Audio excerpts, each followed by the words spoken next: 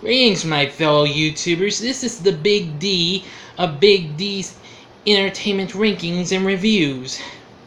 Today I thought I'd do a very special list. This one might not quite be the best, but, well, this is just stuff from my childhood or growing up.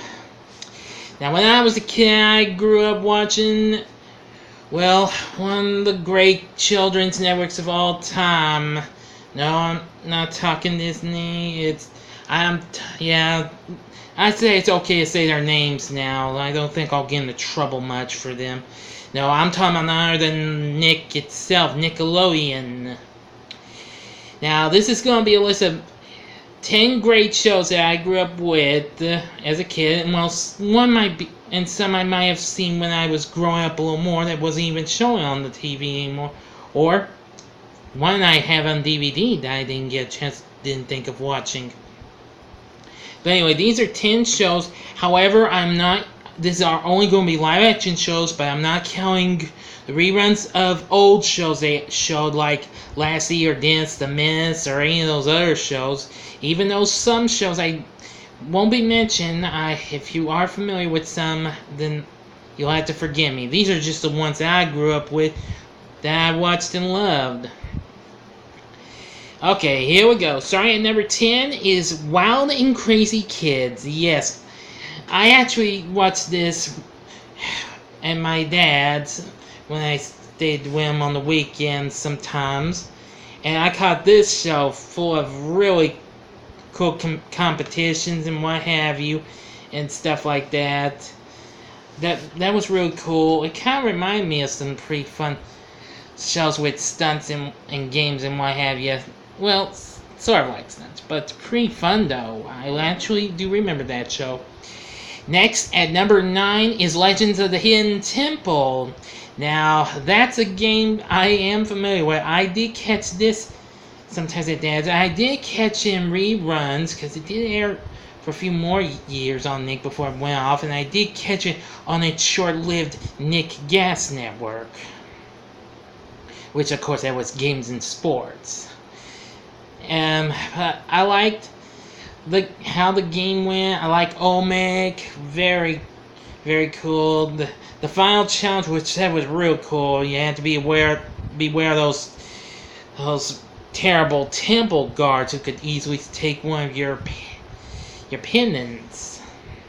Or medallion. Yeah, that's a medallion. Sorry about that. They also did a movie just a few years back. I saw it. It's not too bad. But anyway, it's still a good game. I do enjoy that. Next, at number 8, this is the only Nick Jr. show on the list. Well, this would be their first show. Now, I'm sorry, no other Nick Jr. show even made. It's not the Elephant Show, not Fred Penner's Place. Shoot, I'm sorry I didn't include Blue's Clues. Sorry. No, I'm talking Eurekas Castle. Now, I did catch this at my pop's, as well as later reruns, and Noggin actually aired it. I caught that sometimes. I loved seeing it. It's a puppet show. Took place in a Giant's music box. We got to see Eureka. We got to see Batley, who's really funny. He's a bad, wearing glasses and crashing. Like, I meant to do that. And we had Magellan, the dragon, really funny, and the Moat Monsters, Bog and Quagmire. Yeah, before you even heard of Quagmire on Family Guy, there was actually a monster called Quagmire on Eurekas Castle. I haven't really seen the show in a long time. I really wish I could relive that show, but that was pretty cute though. There was lots of other fun characters and what have you. I really do enjoy that. Next, at number 7, this would be the show that actually was actually the original title of this kid's now before it even became Nickelodeon, and that was Pinwheel. Now, I grew up with this show. It was kind of like Sesame Street, though, except it had English translated versions of international cartoons like Choppy Chupo and Charlie's Climbing Tree. Plus a lot of other things. We had all sorts of characters. Morelia Plus and Minus, Ebenezer, who that was the grouch of the group. Let's see, Smitty, Coco. Oh, the list goes on. Now I can find. Now I think somebody does have, a clip compilation.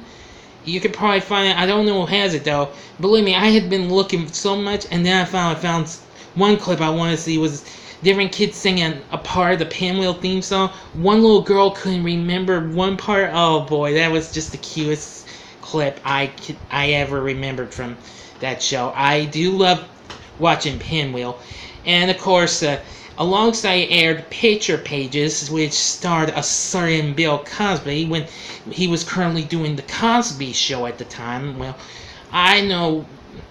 Well, things have been going a little downhill for the cause nowadays, but I don't really want to bring up much of that, thank you. But I did like Picture Pages, though, really good. And Pinwheel was just great. Next, at number 6 this is probably a very underrated Nick show, Out of Control. Now, that actually premiered on Nick 35 years ago. The show starred Dave Coulier, who, of course, later played Joy Gladstone on Full House, and, of course, would go on to host America's Funniest People. Now, of course, Dave was the only one who played himself, but we did have other characters on there. There was news reporter Hearn Burford, who was a total goofball, in my opinion.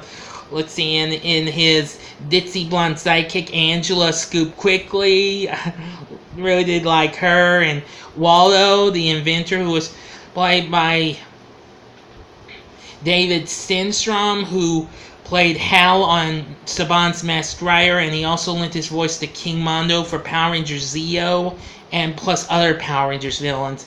And then, of course, we had wild and crazy Diz McNally as the Diz Aster. Diz was one of my favorites because of her hairstyle and clothes she wore. She was just, so crazy. I liked her. Believe me, there should be some episodes down here. Look it up. I think you're going to love Out of Control. It's funny. They had some guest appearances. Sometimes they had, Bill Bixby was on one, and Fred Newman, who was a famous voice actor. He hosted the new Mickey Mouse Club. Yeah. Next, at number 5, is another show I watched in my pumps, and then kind of reruns when I got satellite, and that was Clarissa Explains It All. And that was from 1991. This starred Melissa Joan Hart, way before she even did Sabrina the Teenage Witch, as Clarissa Darling, who we see, some stuff going through her head and explains what goes on in her world. I liked the characters. Mom and Dad's funny, and our best friend Sam is great. And, of course, there's the Ferguson, her major redhead nuisance of a brother. Yeah. But I do like it. The theme song's really awesome, and I've actually got to watch the whole first season recently, even though it is on DVD, but I don't have it though. But I wished if they could get the other season out, I'd make an exception. I do love this show though. Next at number 4 is Hey Dude, which is turning 30 this year. Now, although I didn't get to watch it much as a kid, I didn't think it would be any good or not. For years I didn't think about it, but when 2011 came on, when the show came to DVD for the first time from Shout Factory, I actually watched one episode, and that convinced me. I bought the first season. I have all the other 4 seasons on DVD. I think that this show's really funny. It takes place at the Bar None Dude Ranch. We had Mr. Ernst. We had, Danny, Ted, Brad, Buddy, Melody, and Lucy, Coy, and all those others you'll see at this here ranch. It's so funny. It's a real funny show. I like the theme song, which I actually know the words to, but I won't be singing it because I'm afraid that could cost me a chance to get into trouble with Nick and, the songwriters and music company or something like that. Anyway, next, number 3 is Mr. Wizard's World. Yeah, now, long before we even had science shows on there like 321 Contact or Newton's Apple or Beekman's World, or heck, even Bill Nye the Science Guy, there was Mr. Wizard, Don Herbert, that's who he originally was. Although he was big long ago before this came out, had a show called Watch Mr. Wizard, which was on NBC back in the 50s and 60s. And then in 1983, he got himself a new show.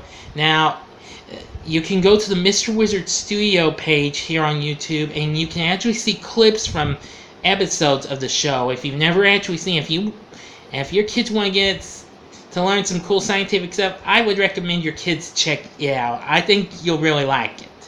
Now, you can find those on DVD, but you'd have to probably go to Amazon or maybe the Mr. Wizard Studios official website to check it out.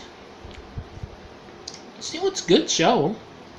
Next, number 2 is Nick's actual first game show. And that, of course, is Double Dare. Now, I loved this show so much, with Mark Summers as the host, who, of course, now currently is the announcer for the brand new version that came out last year, and I actually like that version. Liza Koshy, who I know is actually a big YouTube sensation, which I'm going to give a shout out, even though don't sub to her, but I'm going to just say I know that, learn to know that I watch the new Double Dare. It's really cool. We have 2 different teams, and soon it changed to families of 4 and what have you. They answer various questions. They don't know the answers. They have to dare the team for double the dollars, but they gotta be careful. Their team could double their amount for 4 times the amount. Then they gotta answer the question or take the physical challenge. After going through 2 rounds, they go on to the super sloppy obstacle course, which had some fun stuff. I do love Double Dare. It is one of the greatest. Now, I'm going to give a few honorable mentions. These were some shows that didn't quite make it. Nick Arcade would be one. That game is fun, but however, when it came to some of the games, they were just too difficult for people. Oh well. And let's see now. Oh, let's see if I can remember. Oh, I guess that'd be one honorable mention anyway.